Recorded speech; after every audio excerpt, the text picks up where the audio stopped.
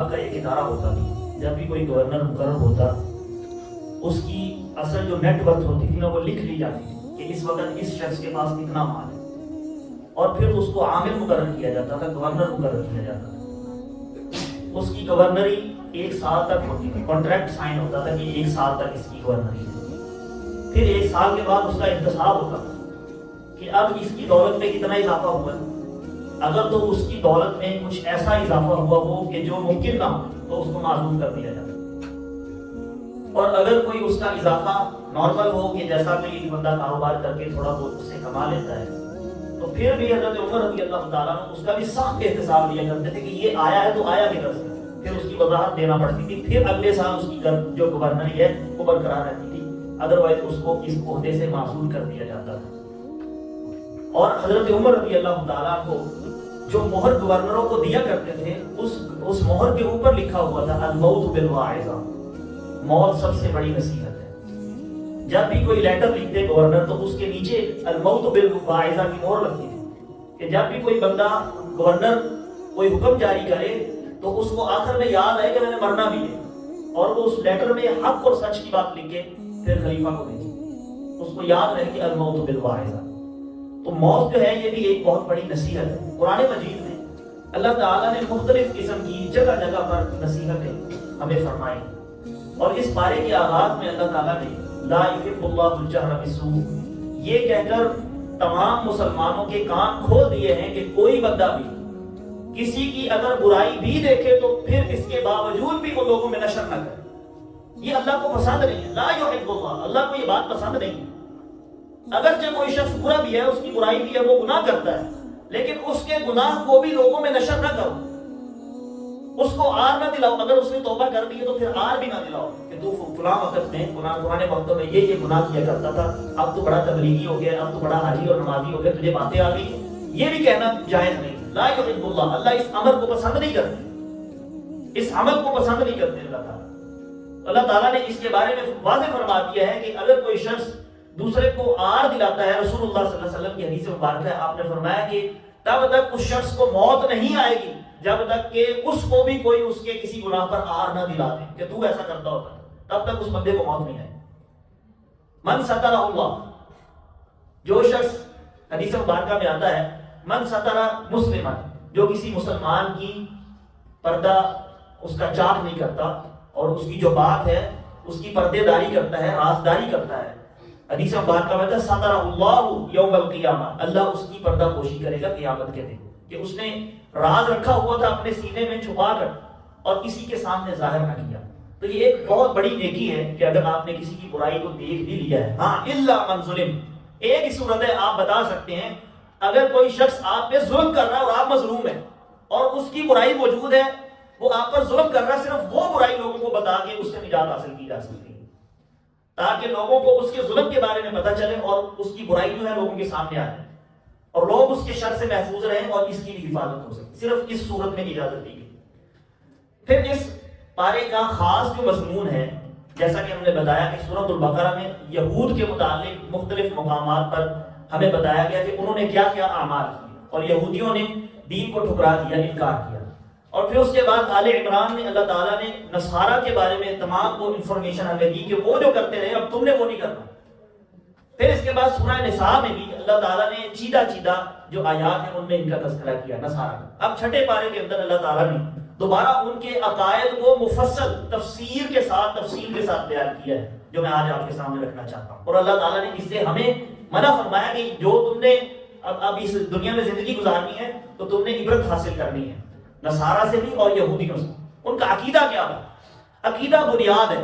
عقیدہ توحید کے بغیر انسان کی نجات نہیں ہے۔ اسی وجہ سے اللہ تعالیٰ نے فرما دیا نا کہ الشرک لظلم عظیم، کہ شرک سب سے بڑا ظلم ہے، سب سے بڑا گناہ ہے۔ اللہ تعالیٰ نے مشرک پر جنت کو حرام کر دیا ہوا ہے، وہ جنت میں جا ہی نہیں سکتا، وہ جنت کی خوشبو کو پا ہی نہیں سکتا۔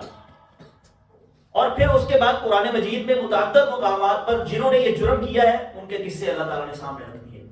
وَقَوْلِهِمْ إِنَّا قَتَلْنَا الْمَسِيحَ عِيسَى ابْنَ مَرْيَمَ،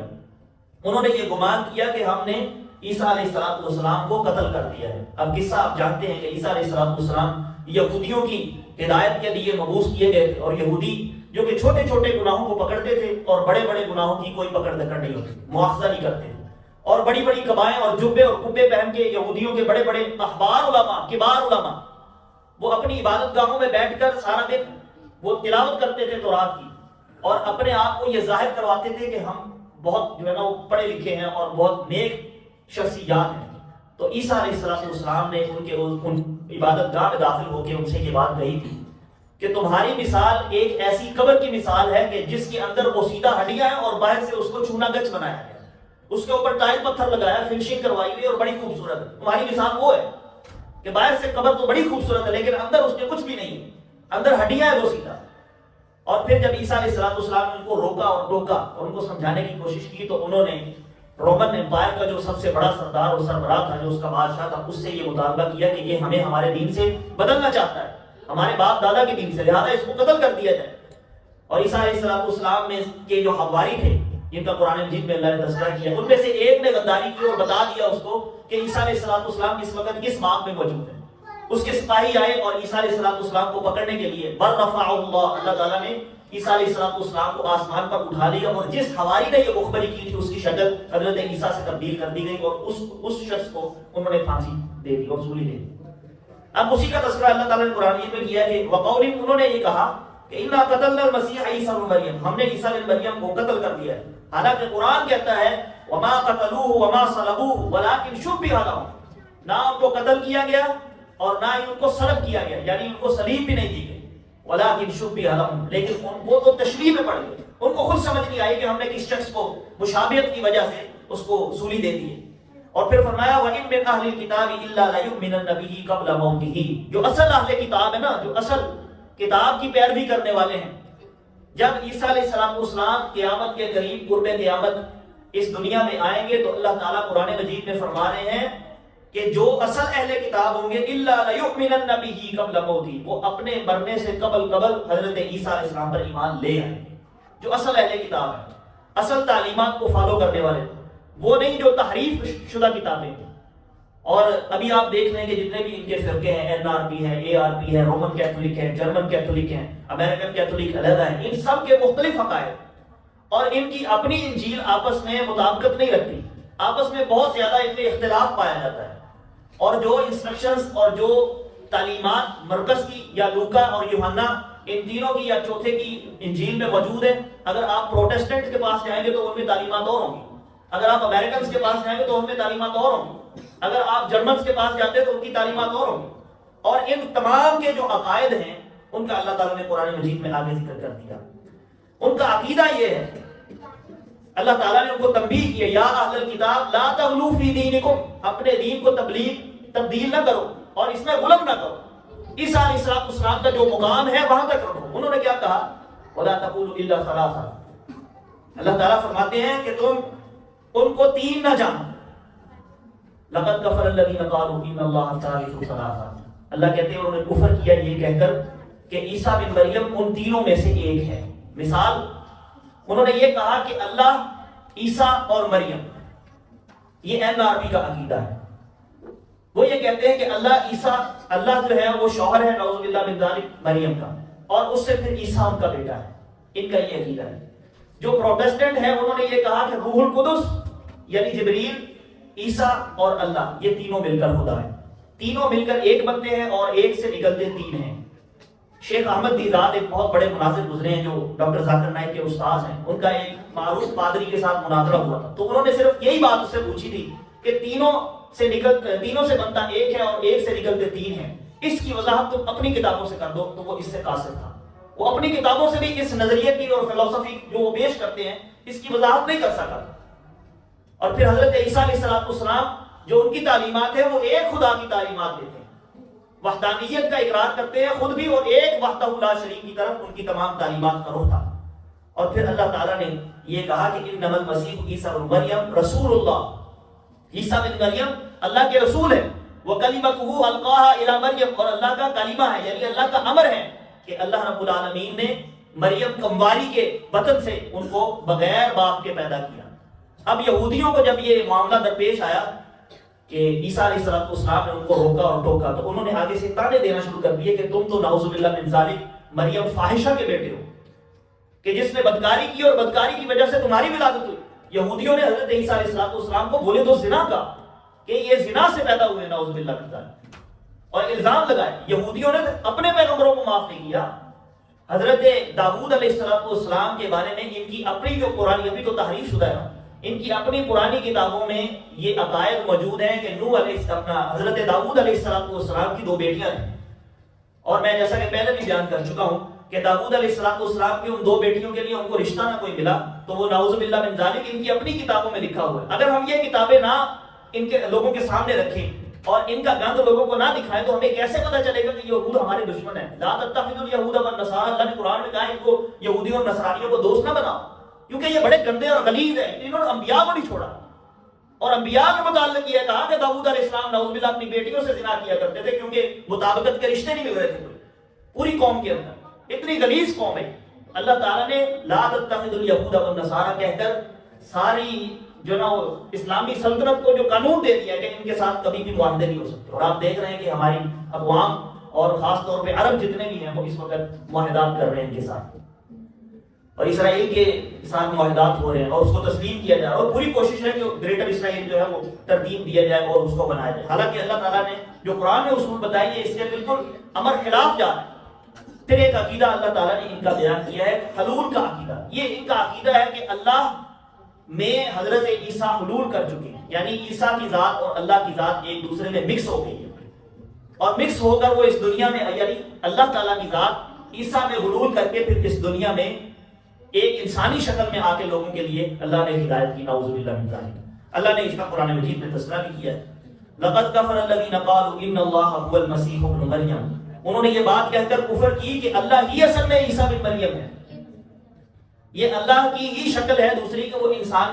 کی شکل میں آ کے لوگوں کی ہدایت کے لیے انہوں نے اپنے آپ کو خود مبعوث کر لیا. تو اللہ تعالیٰ نے اس کا جواب خود دیا ہے. قل کہہ دیجئے اے پیغمبر، فَمَن يَمْلِكُ لَكُم مِّنَ اللَّهِ شَيْئًا إِنْ أَرَادَ أَن يُهْلِكَ الْمَسِيحَ ابْنَ مَرْيَمَ وَأُمُّهُ وَمَن فِي الْأَرْضِ جَمِيعًا. کیا خیال ہے تمہارا اس بارے میں کہ اگر اللہ عیسیٰ بن مریم کو فوت کر دیں اور ان کو وفات دے دے اور ان کی والدہ کو بھی وفات دے دے اور جتنے ان کے حوالی ہیں ان کو بھی وفات دے دے، تو پھر خدا کو تو موت نہیں آتی نا، خدا کو موت نہیں آ سکتی. تم کہتے ہو کہ عیسیٰ بن مریم خدا ہے، تو پھر خدا کو موت کیسے آ گئی؟ تمہارا اپنا عقیدہ ہے کہ عیسیٰ کو سولی دے دیا گیا، تمہارا اپنا یہ عقیدہ ہے کہ ان کو قتل کر دیا گیا. اگر تم ان کو خدا کہتے ہو تو پھر وہ قتل کیسے ہو گئے؟ ان کو موت کیسے آ گئی؟ خدا کو موت نہیں آ سکتی. پھر اس کے بعد امام طحاوی رحمۃ اللہ تعالی علیہ نے شرح عقیدہ طحاوی، ان کی ایک کتاب ہے، امام عبدالعزیز الحنفی نے اس کی شرح کی ہے. اس میں ایک دلیل بڑی زبردست ذکر کی گئی ہے. جو لوگ یہ کہتے ہیں کہ اللہ اور عیسیٰ دونوں خدا ہے اور مریم ان کی بیوی ہے، یعنی اللہ کی بیوی ہے نعوذ باللہ، اور وہ حلول کے عقیدے کے قائل ہیں، تو اگر 2 خدا ہیں اللہ اور عیسیٰ، مثال یہ پیش کی گئی ہے کہ اگر 2 خدا ہوں تو ایک خدا کسی جان کو، مطلب ایک شخص ہے، ایک خدا یہ حکم دیتا ہے کہ تو مر جا، دوسرا خدا کہتا ہے کہ تو جی اٹھ، تو کس خدا کا امر اس پہ واقع ہوگا؟ اگر تو اس خدا کا امر واقع ہوا، اس کا نہیں ہوا، تو پھر اس کا مطلب ہے وہ خدا نہیں ہے کہ جس کی طاقت اثر ہی نہ کرے وہ خدا نہیں ہو سکتا. جس کا حکم لاگو نہ ہو وہ خدا نہیں ہو سکتا. جس کا حکم لاگو ہوا ہے وہی خدا ہے. جو عاجز آ گیا ہے، جس کا حکم لاگو نہیں وہ خدا نہیں ہے. اگر اس کا حکم لاگو ہو گیا تو پھر یہ خدا نہیں. جو عاجز آ جائے، جو ہار جائے، وہ خدا نہیں ہو سکتا. اور پھر آگے انہوں نے یہ کہا کہ اگر دونوں کا حکم واجب آ جائے اس پر، اگر ایک شخص کو حکم دیا ہے خدا نے کہ وہ زندہ ہو جائے اور دوسرے نے حکم دیا کہ وہ مر جائے، اب وہ شخص پر کچھ بھی نہیں ہوا، نہ وہ جی رہا ہے نہ وہ مر رہا ہے. ایک خدا کا اطلاق ہو رہا ہے تو وہ جی رہا ہے، دوسرے کا اطلاق ہو رہا ہے تو مر رہا ہے، یعنی دونوں اپنی طاقت استعمال کر رہے ہیں. بندہ ساکت ہی ہے، نہ مر رہا ہے نہ جی رہا ہے. اس کا مطلب دونوں کا امر اس پر پورا نہیں ہو رہا، دونوں ہی خدا نہیں. پھر تیسرا کوئی خدا ہے جو ان سے بھی اوپر ہے، جس کا امر واقع ہو سکتا ہے. یہ دلیل تمانو ہے کہ 2 خدا پاسبل ہی نہیں ہے. اور پھر اللہ تعالیٰ نے قرآن مجید میں یہ اس بات کی وضاحت کر دی ہے کہ اگر 2 خدا ہوتے لفسدتا، وہ آپس میں جھگڑا کرتے رہتے، آپس میں لڑائی جھگڑا کرتے، ایک اپنی سلطنت کو لے کے یا تو علیحدہ ہو جاتا یا ایک دوسرے پر غالب آ جاتا. تو جو غالب آتا ظاہر سی بات ہے وہ خدا ہوتا. تو ایک ہی خدا، جتنے بھی زرتشت ہیں، جتنے بھی پرانے عقائد ہیں، حالانکہ یونانی فلسفے میں بھی یہ بات موجود ہے کہ خدا ایک ہی ہے. یہ اپنے عقیدے کو ایکسپلین نہیں کر پا رہے، ان کو سمجھ ہی نہیں آتی کہ ہم کیا جواب دیں اس بات کا. یہ ثالث و ثلاثہ تو کہہ دیتے ہیں، لیکن ان کو اس بات کی خود سمجھ نہیں ہے. ان کے پادریوں کو، ان کے بڑوں کو، ان کے فادرز کو، بشپ کو، جتنے بھی ان کے ہیں، ان کو خود سمجھ نہیں ہے اس عقیدے کی. اللہ تعالیٰ نے یہ آیت مبارکہ بیان کر کے ایک ہمیں درس دیا ہے کہ تم بھی اس عقیدہ حلول اور غلب کے شکار نہ ہو جانا دین میں. یہ نہ سمجھ لینا کہ نبی صلی اللہ علیہ وسلم کی جو ذات ہے یا حضرت علی کی جو ذات ہے وہ اللہ کے برابر ہے. اور کچھ ایسے آپ کے ہاں موجود ہیں اسماعیلیہ خاص طور پر، وہ یہ کہتے ہیں کہ علی نے اللہ کو اجازت دی کہ اس کائنات کو بناؤ، علی خدا سے بہت اوپر ہے. آپ نے ایسی عقائد سنے ہوں گے، ایسی ویڈیوز بھی سوشل میڈیا پہ موجود ہے. وہ ایک بڑے بڑے بالوں والا بندہ بیٹھا ہوا وہ کہہ رہا ہے کہ علی نے اللہ کو یہ طاقت دی کہ وہ کائنات کو بنائے اور علی خدا سے بہت اوپر ہے. تو اس طرح کی کلمات کہتا ہے، نعوذ باللہ من ذالک. اب اللہ تعالیٰ نے یہ بات واضح کر دی ہے کہ جو نصارہ نے کام کیا ہے تم وہ نہ کر لینا. پھر ہمارے ہاں نعتوں میں بہت زیادہ غلط ہوتا ہے. ایک شخص نعت پڑھ رہا ہے اور وہ کہتا ہے کہ میں نے رسول اللہ کو، اس کا مفہوم یہ ہے کہ میں نے رسول اللہ کو مسجد نبوی کے منبر پر بیٹھے ہوئے دیکھا اور وہ اس حالت میں تھے کہ بغیر عین کے عرب لگ رہے تھے، بغیر عین کے عرب. اب عرب اگر لکھا جائے تو عین کو نکال دے تو پیچھے رب بچتا ہے. بغیر عین کے رب یعنی رسول اللہ صلی اللہ علیہ وسلم کو عرب کہہ کر گیڑی دے کر لوگوں کو رب ہی گنوایا جا رہا ہے کہ بغیر عین کے میں نے عرب دیکھا منبر رسول پر. تو مراد یہ لی جا رہی ہے کہ رسول اللہ صلی اللہ علیہ وسلم نعوذ باللہ من ذالک وہ رب ہی ہیں اور اللہ ہی کی، جیسے وہ بتاتے ہیں کہ عرش پر جو مستوی تھا خدا ہو کر، نیچے مدینہ میں ادھر آیا وہ مصطفیٰ ہو کر. یہ بھی عموماً کہا جاتا ہے کہ جو عرش پر مستوی تھا اب اس نے شکل کو تبدیل کیا اور وہ مصطفیٰ ہو کر زمین پر اتر آیا اور لوگوں کی اصلاح کے لیے اس نے کام شروع کر دیا. یہی تو وہ عقیدہ ہے جو یہود و نصارہ کا ہے، جو ہماری قوم میں پایا جاتا ہے، جو ہمارے لوگوں میں عمومی طور پر غلط کی وجہ سے پایا جاتا ہے. یہاں تک کہ صوفیاء جن کو ہم بڑا مقام دیتے ہیں، ہمارے پنجابی کے بڑے بڑے شعراء ہیں، انہوں نے اپنی شاعری میں کچھ ایسے الفاظ بولے ہوئے ہیں جو آپ عمومی طور پر سنتے ہیں لیکن آپ کو سمجھ نہیں آتا. ایک بڑے معروف شاعر ہیں، ان کا یہ شعر ہے کہ نام ہے مندر وچ مسیتاں، نام ہے وچ کفر دیاں ریتاں، نام ہے موسیٰ نہ فرعون، بھلیا کی جانا میں کون. اب اس شعر پر ذرا غور کیجیے. وہ کہنا یہ چاہ رہا ہے کہ اللہ کو میں نے جب پوچھا، میں نے تلاش کرنے کی کوشش کی تو اللہ نے مجھے جواب دیا نام ہے مندر نہ وچ مسیتاں. اگر مجھے تلاش کرنا ہے نہ میں مندر میں ہوں نہ میں مسجد میں ہوں. اور پھر اس کے بعد نام ہے وچ کفر دیاں ریتاں، نہ میں کفر میں ہوں نہ اسلام میں ہوں. نام ہے موسیٰ نہ فرعون، نہ میں موسیٰ ہوں نہ فرعون ہوں. بلیا کی جانا میں کون. ہو سکتا ہے کہ بلّا ہی خدا ہو، بلّے کو ہی نہیں پتا کہ میں کون ہوں. بلّے کو اپنی پہچان نہیں ہے، وہ جھوم رہا ہے سرنگی اٹھا کے، اللہ کی تلاش کر رہا ہے، اللہ کی معرفت حاصل کر رہا ہے میوزک کے ساتھ سرنگی بجا کے. بلّا کہتا ہے ہو سکتا ہے کی جانا میں کون، مجھے کیا پتا، میں ہی خدا ہوں. اللہ نہ مسجد میں نہ مندر میں نہ آسمان میں نہ زمین میں، نہ زمین کی تہوں میں نہ سمندر کی تہوں میں، اس کی قدرت کے شاہکار ہیں تو میں سب سے بڑا اس کا قدرت کا شاہکار ہوں. اللہ نے میرے لیے 5 قسمیں اٹھا کے کہا لقد خلقنا الانسان فی احسن تقویم، تو ہو سکتا ہے کہ میرے اندر ہی خدا ہو. ایسی ایسی عقائد آپ کے، جس کو اب آپ قصور جا کے دیکھیں بابا بلے شاہ کا دربار، وہاں پہ اس کی سرنگی باقاعدہ شیشے میں رکھی ہوئی ہے اور لوگ آ کے اس کو ہاتھ لگاتے ہیں، چومتے ہیں، وہاں پہ مناجات کرتے ہیں، دعائیں کرتے ہیں، سجدے کرتے ہیں کہ یہ ہمیں اولاد دے سکتا ہے، ہمارے کاروبار چلا سکتا ہے، ہمارے رشتے کروا سکتا ہے، ہماری مناجات کو پورا کر سکتا ہے، حاجات کو پورا کر سکتا ہے. اور ایسے جاہل لوگوں سے اگر پوچھا جائے کہ تم یہ کام کیوں کرتے ہو، بس جی چھوڑو جی آپ کو نہیں پتا، آپ اس گہرائی تک پہنچ ہی نہیں سکتے. جو ان کا لیول تھا آپ وہاں تک سوچ ہی نہیں سکتے. وہ تصوف کے اعلیٰ پائے پر ان کی سوچ تھی. آگے سے جواب ایسے دیے جاتے ہیں. اور پھر اگر کسی سے پوچھ لیا جائے کہ آپ کے بلے شاہ کے نزدیک جو ہے وہ سرنگی بجانا کیا اسلام کا حصہ تھا، تو اٹھ جاتے ہیں خطباء ایسے، وہ کہتے ہیں کہ آپ کے علماء اور آپ کے بابے، جواب دیا جاتا ہے نا کہ آپ کے بابے قرآن پڑھ پڑھ کے لوگوں کو گمراہ کر رہے ہیں، ہمارے بابے سرنگی بجا بجا کے اسلام سکھا رہے ہیں. ایسے جواب دیے جاتے ہیں. خدا کے بندو یہ دین نہیں ہے. اللہ نے اس آیت مبارکہ کو سامنے رکھ کے عقیدہ حلولیہ سمجھا دیا ہے کہ نصارہ نے بھی یہی کام کیا تھا، اب تم بھی وہی کام کر رہے ہو کہ کبھی بلے میں خدا کو داخل کر دیتے ہو، کبھی نبی میں خدا کو داخل کرتے ہو، کبھی علی میں خدا کو داخل کر دیتے ہو. عقائد ایسے ہیں. ایک فرقہ ایسا ہے، ان کا عقیدہ یہ ہے کہ اللہ نے جب فرشتے کو بھیجا زمین پر کہ وہی لے کر تم جاؤ، تو اصل میں بھیجا علی پر تھا، تو نبی اور علی کی شکل آپس میں بہت ملتی تھی. فرشتہ بھول گیا، جانا علی پہ تھا، چلا نبی پہ گیا، غلطی ہوگی. پھر اس کے بعد جب نبی پہ گیا تو اللہ نے کہا چلو ٹھیک ہے اب نبی پہ ہی وہی جانے دو. انا للہ و انا الیہ راجعون. ایسے عجیب و غریب فلسفے، بے بنیاد باتیں جن کی کوئی بنیاد تک نہیں، اور لوگ پھر خواہ خواہ کہہ دیتے ہیں سبحان اللہ کیا بات، آپ کے جیسا خطیب ہی کوئی نہیں، آپ کے جیسا علامہ ہی کوئی نہیں. اور بڑے بڑے القابات دے کر ان کو بلایا جاتا ہے اپنی محفلوں میں لاکھ 2 لاکھ روپے کا لفافہ بنا کے ان کی جیب میں ڈالا جاتا ہے اور وہ گمراہی پھیلا کے جا رہے ہوتے ہیں۔ اللہ تعالیٰ نے قرآن مجید کی اس عالمگیر آیت مبارکہ میں اس عقیدہ حلولیہ کا بالکل توڑ سامنے پیش کر دیا ہوا ہے کہ اس میں کوئی کسی قسم کی بھی گنجائش موجود نہیں۔ پھر اللہ تعالیٰ نے یہ کہا وَقَالَتِ الْيَهُودُ وَالنَّصَارَى نَحْنُ أَبْنَاءُ اللَّهِ وَأَحِبَّاؤُهُ، یہودیوں اور نصرانیوں نے یہ بڑی عجیب بات کہا کہ ہم تو نحن ابناء اللہ، ہم تو اللہ کے بیٹے ہیں، وَأَحِبَّاؤُهُ اور اس کے بڑے محبوب ہیں۔ بیٹے سے باپ کو محبت ہوتی ہے نا، انہوں نے کہا جب ہم اللہ کے بیٹے ہیں تو پھر ہم سے خدا کو محبت کیوں نہ ہو؟ باپ جیسے اپنے بیٹے کو سزا دے دیتا ہے تو تھپڑ لگا دیتا ہے، اگر ہم نے غلطیاں کی ہیں قالوا لن تمسنا النار الا ایاما معدودات، کچھ دن کے لیے ہمیں آگ میں ڈال دیا جائے گا پھر اس کے بعد نکال لیا جائے گا، جنت کے وارث ہم ہی ہیں، ہم ہی اصل ٹھیکیدار ہیں جنت کے، تھوڑی سی سزا ملے گی اس کے بعد ہمیں نکال لیا جائے گا۔ بڑی عجیب بات۔ اللہ کہتے ہیں اچھا تم میرے بیٹے ہو، اگر تم میرے بیٹے ہو قل فلم یعذبکم، تو پھر اللہ نے تمہیں عذاب کیوں دیا ہے؟ بنی اسرائیل کی قوم پر جگہ جگہ پہ امتوں پہ عذاب کیوں آئے؟ قل فلم یعذبکم، اللہ نے پھر تمہیں عذاب کیوں دیے اگر تم اللہ کے اتنے ہی محبوب ہو؟ اللہ نے اس بات کا بھی رد کر دیا ہے قرآن مجید میں کہ اللہ کی کوئی اولاد نہیں ہے، کہ جیسا یہودی کہتے تھے کہ ہم اللہ کی اولاد ہیں۔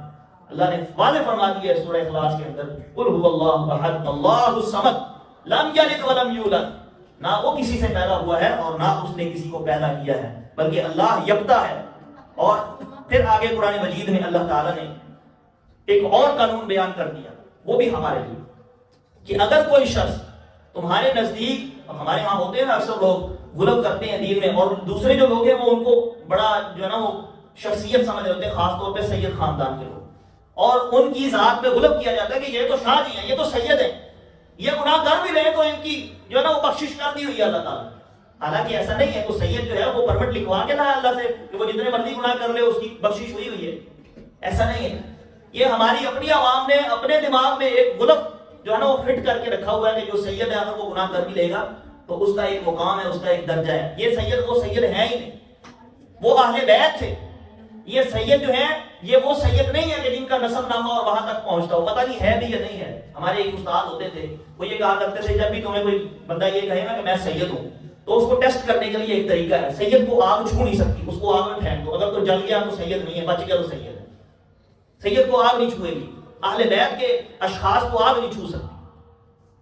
تو اللہ تعالیٰ نے اس غلط سے منع فرمایا ہے، اور عام شخصیات جو برابر ہیں، ہر ایک بشر ہے، بل انتم بشر، تم سارے بشر ہو، برابر ہو۔ ہاں اگر تم میں سے کوئی اونچ نیچ ہے تو وہ تقوی کی بنیاد پہ ہے۔ ان عند اللہ اتقاکم، اللہ کے نزدیک تو تقوی چلتا ہے۔ اگر کسی کی بزرگی ہے، کوئی بہت بڑا ہے تو وہ تقوی کی بنیاد پر ہے، پیسے اور مال کی وجہ سے نہیں ہے، جاہ و حشمت کی وجہ سے نہیں ہے، اپنے خاندانی نسب کی وجہ سے نہیں ہے، اپنے سٹیٹس کی وجہ سے نہیں ہے، بلکہ اللہ کے ہاں تو تقوی معیار ہے۔ پھر اللہ تعالیٰ نے ایک اور قانون بیان فرما دیا تاکہ ان لوگوں کی اصلاح ہو سکے، یہود و نصارہ کے ساتھ نکاح کرنے کا حکم۔ اب ان اہل بیت کے ساتھ، ان اہل کتاب کے ساتھ اللہ تعالیٰ نے قرآن مجید میں حکم دیا ہے والمحصنات من المؤمنات، پہلی بات تو یہ ہے کہ تم مومنات کے ساتھ نکاح کرو۔ ولا تنكحوا المشركات حتى يؤمنن، مومن شخص مشرکہ سے نکاح نہیں کرتا، یہ اصول ہے۔ اللہ نے منع فرما دیا لا تنكحوا المشركات، مشرکہ عورتوں سے نکاح نہ کرو۔ اب کوئی اہل کتاب میں سے اگر ایسی خاتون ہیں کہ جو اس ایکسٹریم لیول کی مشرکہ نہیں ہے، اس کے ساتھ نکاح جائز ہے، جس کا عقیدہ یہ ہے کہ ان اللہ ثالث ثلاثہ، کہ اللہ تین ہے، اس کے ساتھ نکاح جائز نہیں ہے۔ اہل کتاب، اصل حقیقی اہل کتاب وہ اس دنیا میں اب اکا دکا ہی موجود ہو گئے، ورنہ جتنے بھی ہیں وہ تحریف شدہ ہیں، سب تحریف شدہ ہیں، اور تعلیمات بدل جانے کی وجہ سے، اس وجہ سے ان اہل بیت کے ساتھ جو یہ گٹر چوڑے چمار ہیں یا گٹر نکالنے والے، یہ اہل کتاب نہیں ہے، ان کو تو اپنا دین نہیں پتا ہے، یہ نصارہ ہیں لیکن ان کو اپنا دین نہیں پتا۔ جو اصل اہل کتاب ہیں ان کے ساتھ بھی اجازت ہے، اگر کوئی ایسا سین بن جائے پھر وہ ریاست جو ہے نا اس کا فیصلہ کرے گی۔ اگر ریاست اس کے متعلق فیصلہ لگا دیتی ہے، بیان کر دیتی ہے کہ کوئی بندہ اہل بیت کی عورت سے بھی شادی نہیں کرے گا تو اس کی پاسداری کرنا بھی لازم ضروری ہے، کیونکہ یہ تعزیرات میں سے ہے۔ اللہ تعالیٰ نے ایسے معاملات میں ریاست کو اختیار دیا ہوتا ہے، جیسا کہ حضرت عمر بن خطاب رضی اللہ تعالیٰ عنہ نے اپنے دور میں، جب ان کے اب شرعی حکم یہ تھا نا کہ 3 طلاقیں ہیں، 3 طلاقیں ہوں گی، پھر اس کے بعد جو ہے نا وہ عورت جو ہے مکمل طور پر علیحدگی اختیار کرتی ہے۔ حضرت عمر رضی اللہ تعالیٰ عنہ نے دیکھا کہ لوگ اکثر جب بھی جھگڑا ہوا نئی طلاق کھڑکا دی اور علیحدہ کر دی۔ تو حضرت عمر رضی اللہ تعالیٰ نے کہا کہ آج کے بعد میں یہ تعزیری فیصلہ جاری کرتا ہوں، جو بندہ ایک طلاق دے گا اس کی پکی طلاق واقع ہو جائے۔ اب جب لوگ ڈر گئے اس بات سے کہ ایک ہی طلاق دی تو بچے بھی ہیں، ان کا مستقبل بھی ہے، بیوی ہے، آخر بندے کو سمجھ آ جاتی ہے، تو حضرت عمر رضی اللہ تعالیٰ نے یہ قانون جاری کر دیا کہ ایک ہی طلاق پر علیحدگی کروا دو، تو لوگ اس سے باز آ گئے طلاقیں دینے سے۔ پھر اس کے بعد حضرت عمر رضی اللہ تعالیٰ نے رجوع کیا اور 3 طلاقوں کو دوبارہ جاری کروایا۔ مصنف ابن ابی شیبہ میں یہ روایت موجود ہے۔ تو یہ جو تعزیراتی حکم ہے یہ ریاست اور اسٹیٹ کی ذمہ داری ہوتی ہے، وہ تھوڑا بہت اس میں رد و بدل حکمت کے تحت کر سکتی ہے، وقتی طور پر، مستقل نہیں۔ جب وہ جرم جو ہے وہ ختم ہو جائے گا اس کے بعد اصلی حکم کو دوبارہ نافذ کر دیا جائے گا۔ پھر اللہ تعالیٰ نے قرآن مجید میں دہشت گردی کے بارے میں ایک اصول بیان فرمایا ہے۔ لوگ کہتے ہیں کہ اسلام بڑا دہشت گرد دین ہے۔ اگر اسلام دہشت گرد دین ہوتا تو قرآن مجید میں دہشت گردی کے خلاف کیسے معاملہ کرنا ہے یہ بتانا تھا قرآن نے۔ انما جزاء الذین یحاربون اللہ ورسولہ، اللہ کے رسول صلی اللہ علیہ وسلم کو یہ حکم دیا جا رہا ہے کہ جو کوئی دہشت گردی کرتا ہے، امن کو برباد کرنے کی کوشش کرتا ہے، وَيَسْعَوْنَ فِي الْأَرْضِ فَسَادًا، اور زمین میں کسی قسم کا دنگا اور فساد کرنے کی کوشش کرتا ہے، کسی کا حق غصب کرتا ہے، یا دہشت گردی کرتے ہوئے کسی کا قتل کر دیتا ہے، بم دھماکہ کر دیتا ہے، ایسا معاملہ کرتا ہے،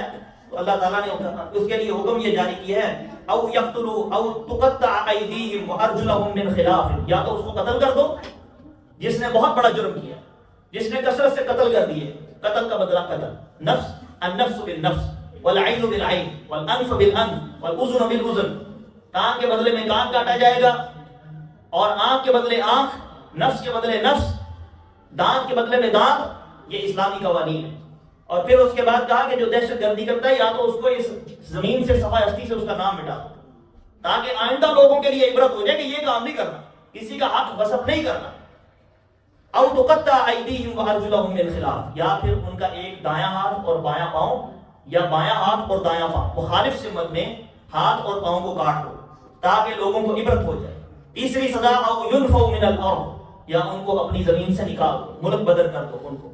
یہ 3 سزائیں اللہ تعالیٰ نے اس شخص کے لیے رکھی ہیں کہ جو مستقل طور پر دہشت گردی کرتا ہے۔ تو اسلام دہشت گرد دین نہیں ہے۔ اگر اسلام دہشت گرد دین ہوتا تو وہ دہشت گردوں کا کلا کما کرنے کے لیے یہ قانون نہ دیتا تاکہ امن قائم کیا جائے۔ پھر اللہ تعالیٰ نے چور کے متعلق یہ قانون بیان کر دیا، والسارق والسارقۃ فاقطعوا ایدیہما، کہ اگر کوئی چوری کرتا ہے تو اس کا ہاتھ کاٹ دیا جائے۔ اب جو لبرل ہیں وہ یہ کہتے ہیں کہ بڑا عجیب دین ہے، بڑا سخت مذہب ہے آپ کا، اگر کوئی شخص چوری کر لے تو اس کا ہاتھ ہی کاٹ دو، اس کو پوری زندگی کے لیے اپاہج کر دیا آپ نے، بڑا سخت دین ہے آپ کا۔ بڑے اعتراض کرتے ہیں، حالانکہ اس میں اتنی حکمتیں پوشیدہ ہیں، اتنی حکمتیں پوشیدہ ہیں۔ اگر آپ پورے ملک میں مثال کے طور پہ کتنی کرپشن ہوتی ہے ہمارے ملک میں، بلیک منی کتنی بار جاتی ہے، ایک بڑے بندے کو کسی کو پکڑے کے اس کا میڈیا کے سامنے ہاتھ کاٹا ہو، ذات کی قسم اگلے دن پورے پاکستان میں امن ہو جائے، ایک بندہ بھی کرپشن نہیں کرے، یہ لکھ کے بھیجے، میرا دعویٰ ہے۔ اس کو آج نافذ کر دیں، آپ کے باہر والے ملک میں جو بندے پیسہ لے کر گئے ہوئے ہیں وہ بھی واپس بھیج دیں گے کہ ہمارا نہ ہاتھ کاٹا جائے، پیچھے سے ریکارڈ نہ نکل آئے۔ والسارق والسارقۃ فاقطعوا ایدیہما، یہ بڑا عالمگیر قانون ہے، ایک دفعہ آپ ایسا عمل کریں۔ اب مجھے یہ بتائیں، ایک بندے نے ساری زندگی جمع پونجی اکٹھی کی ہو، اس نے اپنے بیوی بچوں کے لیے نان و نفقہ اکٹھا کیا اور پلاننگ یہ ہو، کرائے پہ رہتا تھا بیچارہ، بوڑھا تھا، ساری عمر وہ نائب قاصد رہا، اور اس کے بعد یہ آنکھوں دیکھا واقعہ، نائب قاصد تھا، اور پھر اس نے جو بھی پیسے جمع کیے، این آخری عمر میں آ کے جب اس نے کوئی مکان وغیرہ اپنے لیے خریدنا تھا تو اس کا 60 لاکھ روپے چوری ہو۔ آپ مجھے یہ بتائیں، آپ اپنے آپ کو اس بزرگ کی جگہ رکھ کر سوچیں کہ کیا حالت ہوگی آپ کی جب اس چور کو پکڑ لیا جائے اور چور آ کے آپ کے سامنے ہاتھ مانگ کے کھڑا ہو جائے کہ بابا جی مجھے معاف کر دیں، مجھ سے غلطی ہوگی۔ آپ کا دل کر رہا ہوگا کہ اس کو خیر مار دوں، اس کو ویسے اڑا دوں، اس نے یہ حرکت کی کیسے، میری ساری زندگی کی جمع پونجی ہے، 60 لاکھ روپے، مجھے کتنی اذیت ہوئی ہے ذہنی، کہاں جا کے دھکے کھانے پڑے ہیں مجھے تھانوں کچہریوں میں، مجھے کہاں رو دیا اس نے اس بوڑھی عمر میں۔ اس کا جی چاہے گا کہ اس کی گردن اڑا دی جائے۔ پھر اللہ نے صرف ایک ہاتھ کاٹنے کا حکم دیا، بڑی نرمی کی ہے، بہت نرمی کی ہے اس شخص کے ساتھ کہ صرف ایک ہاتھ کاٹو تاکہ نصیحت ہو جائے، آئندہ یہ کام نہ کرے۔ ورنہ اگر آپ کو یہ کہا جائے کہ اس کے بارے میں کیا معاملہ کرو گے، تو میرے خیال سے کوئی بھی عاقل اور جو ہے نا سمجھدار شخص ہے وہ یہ کہے گا کہ اس نے جتنا میرا نقصان کیا میں تو اس کو معاف نہیں کروں گا، میری طرف سے اس کو اڑا دو۔ تو یہ اللہ تعالیٰ نے جو قوانین دی ہیں ان کے پیچھے بڑی حکمتیں ہیں تاکہ پوری جو قوم ہے اس میں امن قائم ہو جائے، کوئی بھی شخص اس طرح کی حرکت نہ کرے۔ جتنی بھی تعزیراتی حکم ہیں یا جتنی بھی سزائیں ہیں، اکثر لوگ اس پر اعتراض کرتے ہیں جی اگر کسی نے گناہ کر لیا تو اس کو کوڑے مارے جائیں، یہ کیسا عجیب مذہب ہے آپ کا، عجیب دین ہے آپ کا، بڑا سخت ہے۔ تو اگر ان کو نافذ کر دیا جائے تو اسلام کی اصل روح زندہ ہو سکتی ہے اور امن قائم ہو سکتا ہے۔ آپ مثالیں دیتے ہیں حضرت عمر رضی اللہ تعالیٰ کے دور کی، حضرت عمر ابن عبدالعزیز رحمہ اللہ کے دور کی، تو وہ کیوں امن والے تھے؟ آج بھی آپ دیکھیں یورپ میں جا کر وہ کوئی اتنے تہذیب یافتہ لوگ نہیں ہیں، کوئی اتنے پڑھے لکھے، ان کو دین اتنا نہیں سمجھ آ گیا، کیا ان کی تعلیم نے ان کے اپنے جانوں پر اپنے نفسوں پر اتنا اثر نہیں چھوڑا، صرف پیچھے ڈنڈا ہے۔ ان کو پتا ہے کہ اگر ہم نے گرین سگنل جو ہے نا اس کا ریڈ سگنل کراس کیا تو ہمیں اتنا جرمانہ پڑ جائے، قانون ہے ان کے ہاں، سختی ہے ان کے ہاں۔ عمر صلاح کے نام سے انہوں نے، وہی حضرت عمر رضی اللہ تعالیٰ جو لا مقرر کیے ہوئے تھے، عمر صلاح کے نام پر لوگ ادھر پی ایچ ڈی کرتے ہیں۔ حضرت عمر رضی اللہ تعالیٰ کے جو لا ہے، قانون ہے، ان پر لوگ پی ایچ ڈی کرتے ہیں وہاں جا کے، یورپ کے کنٹریز میں جا کے، ادھر وہ لاگو ہے سارے پر۔ اگر آپ اسلامی جمہوریہ پاکستان میں رہتے ہیں، کیا حضرت عمر رضی اللہ تعالیٰ گوروں کے تھے؟ ہمارے تھے، ہم مسلمان ہیں، وہ ہمارے آئیڈیل ہیں، نمونہ ہے ہمارے لیے، ریاست کے قانون کے لیے وہ نمونہ ہے، تو ہم اس کو نافذ نہیں کر رہے اور وہ اس سے فائدہ اٹھا رہے ہیں۔ اگر صرف قانون کے طور پر ہی اس کو استعمال کیا جائے اور لاگو کر دیا جائے تو اس میں خیر ہی خیر ہے، اللہ تعالیٰ نے اس میں بڑی برکت رکھی ہے۔ پھر اللہ تعالیٰ نے قرآن مجید کے اس چھٹے پارے کے آخر میں حضرت آدم علیہ السلام اور ان کے دونوں بیٹوں کا قصہ بیان کیا ہے کہ ان میں سے دونوں نے قربانی کی، وَاتْلُ عَلَيْهِمْ نَبَأَ ابْنَيْ آدَمَ بِالْحَقِّ إِذْ قَرَّبَا قُرْبَانًا فَتُقُبِّلَ۔ اللہ تعالیٰ نے ایک کی قربانی جو تھی وہ قبول کر لی